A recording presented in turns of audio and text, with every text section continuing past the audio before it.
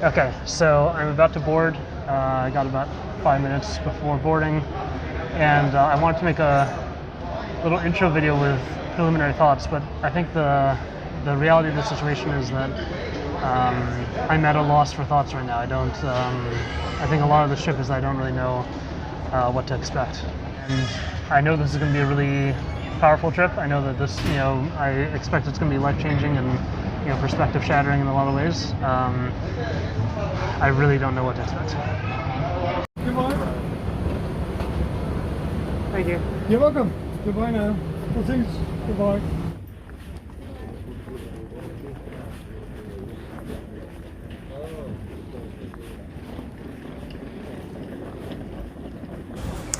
So I'm in Amsterdam, and I did some thinking on the plane, and so the first big thought that I had to do with the difference between this time going to Africa and last time going to Africa, which is it was a little bit hard for me to define, but I boiled it down to three feelings, or three elements of a single feeling, I think, which I can describe pretty well, which is the first of which was the feeling of crossing the threshold. The second is a feeling of self-annihilation, and the third was a yearning for discovery. So the experience, I don't mean like, when I say self-annihilation, I don't mean like in a morbid way or anything. I just mean like it felt like a desire to lose myself in a place, a section of the world which had been a mystery to me, and it didn't just feel like walking into the unknown. Like it felt like being dropped by a helicopter in the middle of the ocean. Like that was like the motivation. That was what I wanted. And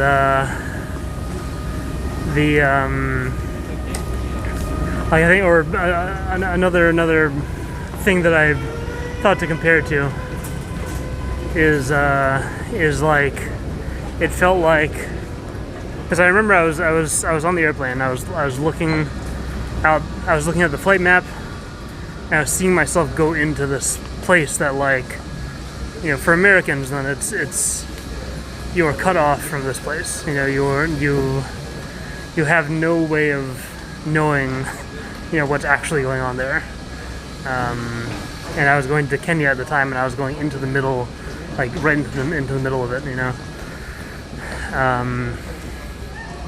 So I was looking at that. I was looking out the window, and like the horizon looked different, the landscape looked different, and it was getting dark, and like it was an actual feeling of walking into a darkened room, and not just like walking in, but walking far into a enormous darkened room, and then being excited for knowing that the lights would turn on, and I'd be in this place full of new things, full of new stimuli, like things to take in, things to understand.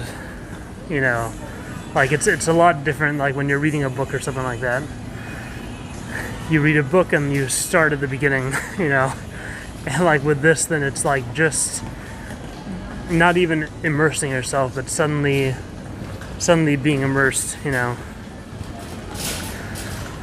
That was the motivation last time, and this time it's interesting because in a sense it's still unknown to me. This is a place I've never been to, and in a totally different sense, then I have some idea of what I'm doing now. I have some idea of where I'm going. And I hesitate to say that because there's this tendency and there's this annoyance among among people from outside of America. I have this American tendency to think of continents as countries. I'm going to Africa. I'm going to Asia. You know, oh, you're from Asia? Like the person, no one says that they're from Asia. People say that they're from Japan. They say they're from Indonesia. You know.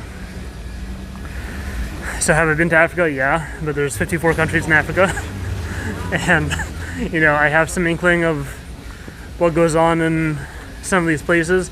I think the thing is that I have what to compare it to. I have a baseline of what to compare it to, and I have context for it. I have like some degree of context,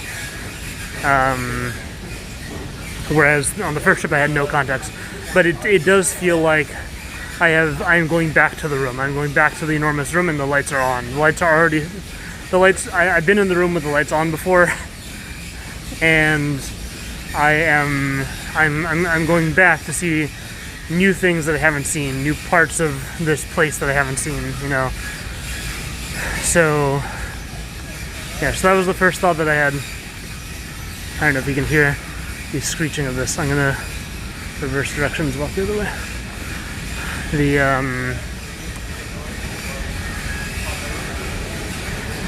The second thought that I had was excitement, and I often don't feel excitement until very, very close to the actual experience. It will hit me while I'm on the plane, or it'll hit me, you know, because I always like work a full day. I always have like a full day of tutoring, like before I leave on these trips. And I'm so focused on that, and then all of a sudden it's like, oh, I'm going. But like, I had this feeling of this spark of excitement that was ignited by the thought of saying hello to someone in Kenya, Rwanda, in the language of Rwanda, having them respond. Like that was like the fun thought of like, ooh, that's gonna be fun, you know, and like that just lit up the I guess like this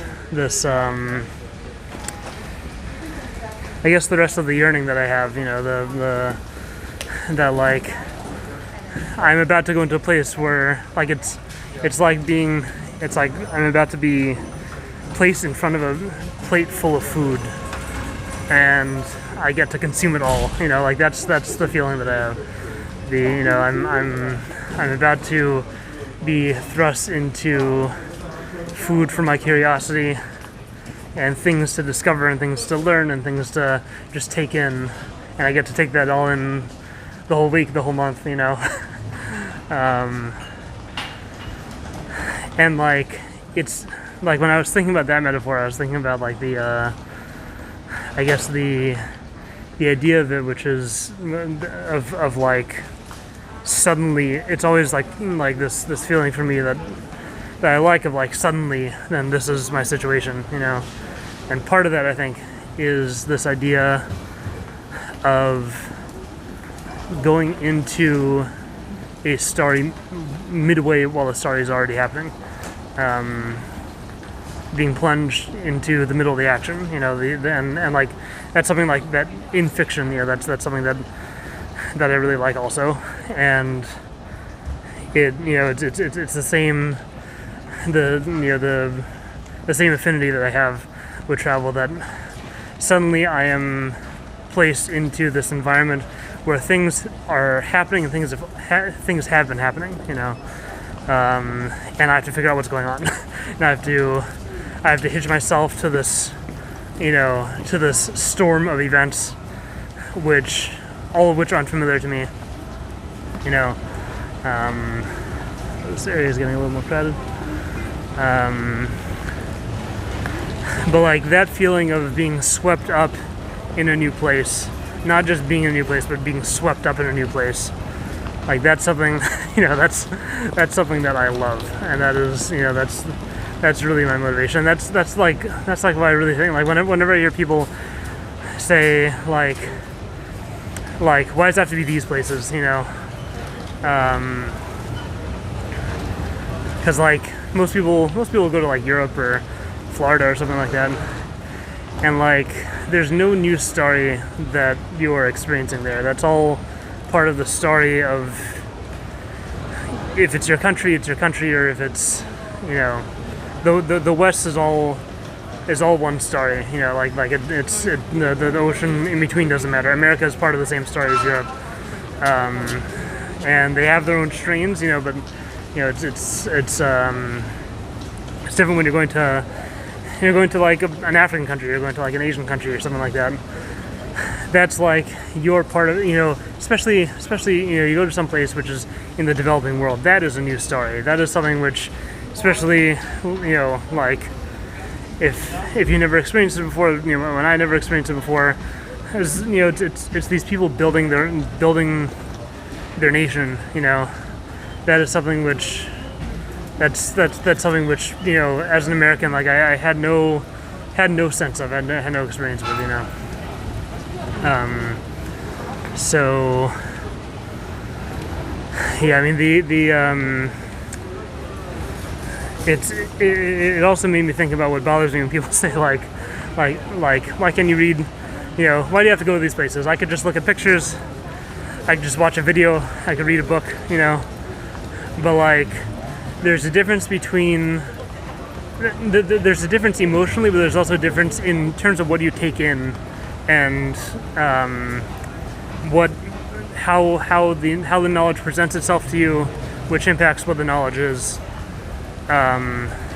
In terms of being exposed to information and being swept up by a world, you know.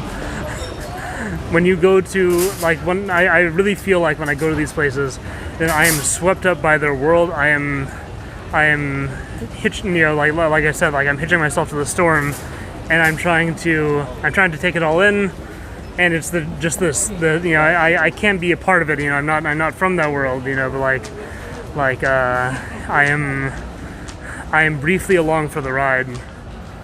And when you're reading a book, when you're watching a movie, you are not briefly along for the ride. Like that's like it is a different level of involvement, it's a different level of immersion, you know. So that was what that second thought was. That was the excitement that I felt of, you know, it started with just like saying hi to someone in their own language, but what that was symptomatic of, you know, what that was leading to was what I really love, which is you know, this feeling of immersion. You know, that I'm now in. I'm not just looking at this place. I am in this place. You know. Yeah, and that has nothing to do with the theme of the trip. And I have not, you know, not had any new thoughts about that. But that was what I was thinking about on the plane. And you know, gonna have more thoughts on this next trip. Next flight. Gonna look for a lounge now. This airport is a little bit confusing. It's a little bit self-directed. Yoel, I blame you.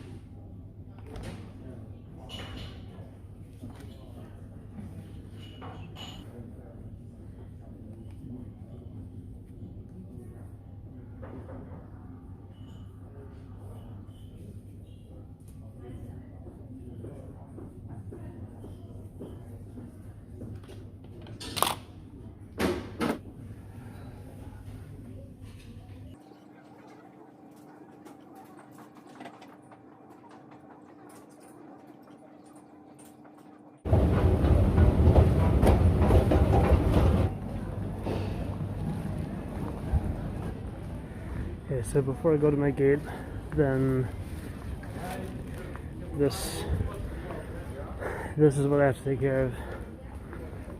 So there's two kinds of countries. I always do something before I travel to a different country. I look and I see, I Google things to know before going to blank, you know.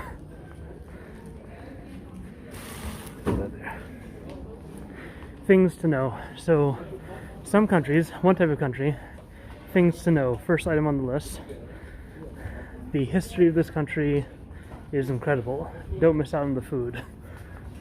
Second kind of country: plastic bags are illegal. Sometimes it's like stuff you actually need to know, and sometimes it's just like another way of writing a travel article, like just like another kind of dumb form to put all the same information in. Sometimes it's sometimes it's like they will search your computer, they will open all your files, which is not the case here. But in Rwanda, plastic bags are illegal. They can search your luggage, they can fine you. So have to dump all my plastic bags before I get to the country. I think you can actually dump them when you get there, but I think they will make an announcement, collect them on the plane. That's what I've heard. And F2 was a ruse. It was not the real gate. F2 is the gate for the health screening. F6 is the real gate. For security reasons, keep a close watch on your personal belongings. Wheelmans. Did you hear that? Anyway, it is quite confusing.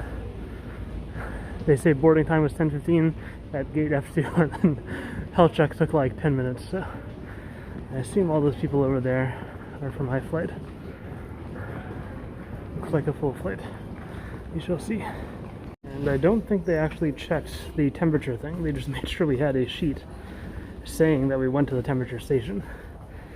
Interesting.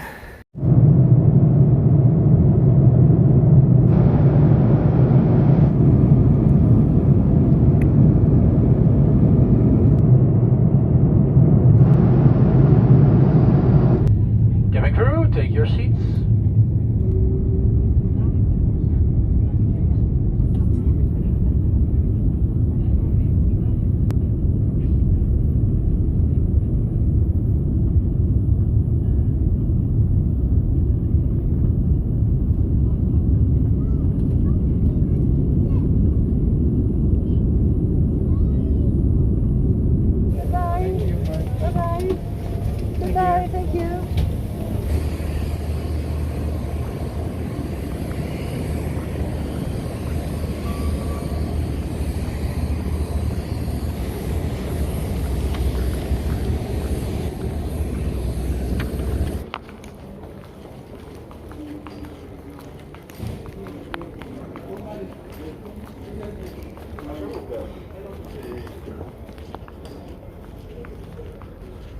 Hello. Saint Famille? Saint Famille. Yeah. One person.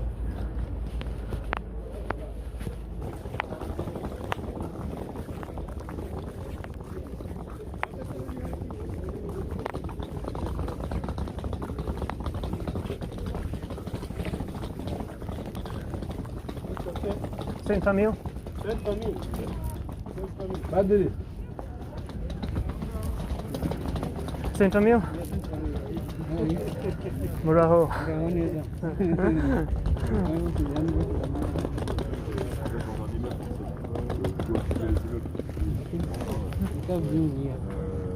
Bring here. I wait.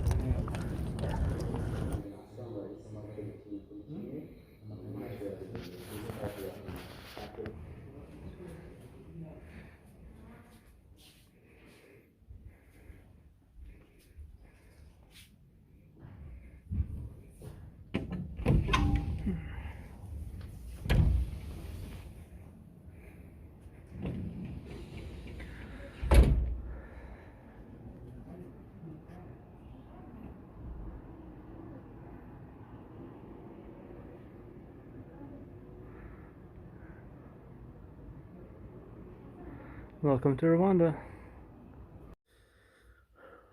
So I've been thinking the last whole travel day kind of about this mindset question about what I'm trying to get out of this and what are my thoughts before a trip like this. And gotta say, I'm still pretty nowhere with this with this whole thing. But I think that itself tells me something, and well, I think it tells me two things. The first is that I realized in thinking about this that I never asked myself this question before any trip. Um, I always try to stay, as open as possible. I always pick something that seems interesting to me, and I just go there open to whatever I learn. And for some reason, I wasn't with this trip. I was trying to force myself to figure out like what I wanted out of it, or like what my kind of what my state of mind was going in, and like that's not the norm, and I don't think that that's productive. So that leads to the second question, which is why did I try to force myself to do that if that's something that I never do? And I think that has to do with the other reason why it was so hard, which is that all the reason why I was trying to why I was trying to prepare myself in this way was because the topic of this trip is it's so important. And I guess I don't know, I guess I haven't really mentioned it, but the this trip, the destinations, there's three destinations. There's Rwanda, Armenia, and Poland. Three places where genocides happened. So I've been calling it the Genocide Tour because of that. And the whole reason for that name, I think, is because I think my psyche needs some way of being, tongue in cheek about it to just avoid how heavy this next month is going to be, experiencing this. Like if I was trying to do anything but think of it in this superficial way, then I there's a good chance I wouldn't do it. There's a good chance that I'd be too afraid of it. But the reason why I'm doing it anyway, and the whole I had this idea 2 years ago. The whole reason for this trip is because genocide is important. That's and I think that's that's where the difficulty lies also, of this difficulty of the whole mindset thing, which is that is all I know about it. I something that is this historical events of this magnitude, and that carry with it horror of this magnitude. Like when people talk about unspeakable horror, or horror that's beyond imagination. Like that's what this is. And I think with things like this, then all we know about it, like this, it reminds me of Hiroshima, which was kind of another experience. What people know about that is just that whatever degree of knowledge they have of the particulars, they know this is an important thing that happened in humanity. This is the biggest loss of life in an instant. That has to mean something. That has to carry weight with it. That has to have an impact unlike anything else. In history, it has to the type of perspective change on humanity that something like that would offer. It has to be of the same magnitude. It has to be of a magnitude that is as big as what it is. And I think that's kind of where a lot of people are at with genocide. I think that's where I'm at with genocide, which is that I do not know the horrors of it, and it's not like this trip is going to really introduce me to the horrors in like a real way, as if I witnessed it. But like I know so little about it. All I know is that when something like this happens, of this magnitude and of this horror, it has to be important. Something like this doesn't just happen, without having an equally enormous force behind it within society, without having an equally enormous impact, without having an equally enormous, just like complete alteration of people's normal everyday life, everyday experience. So I think that is kind of what I went into this with. which is why I can't think of what I want from it. It's almost arrogant to think, to think I know enough about it that I'd be able to say what I want out of it. That I picked this topic because the most I can say about it is that it's important, and it deserves to be learned about. Anything that's this big, it should be learned about. And I'm saying that like in a passive way, but as someone who really finds importance and meaning in history, something that's this big, I need to know about it. So that's I think that answers the question by not answering it, but it is it is an answer, and that's it's not a mindset, but it's I think it was a good insight to have. Yeah, so that's the idea. That's why I'm here.